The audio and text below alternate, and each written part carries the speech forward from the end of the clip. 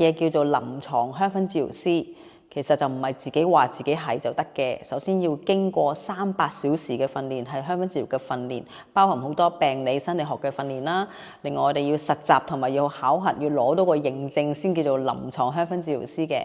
咁我自己個人認為咧，最緊要佢識得寫 SOAP， 因為同醫護人員溝通嘅。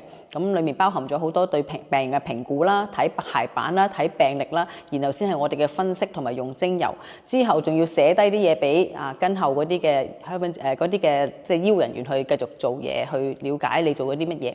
另外，如果喺醫院做嘅話咧，我哋仲要留意好多危機嘅嘢，譬如佢有幾多條喉啊，啲喉係咩嘅形式啊，有啲咩情況之後佢會有風險啊，可唔可以同佢轉身做某啲位啊？呢啲全部都係要學同埋實習嘅。咁呢個先係正式嘅香薰治療師同埋臨床香薰治療師咯。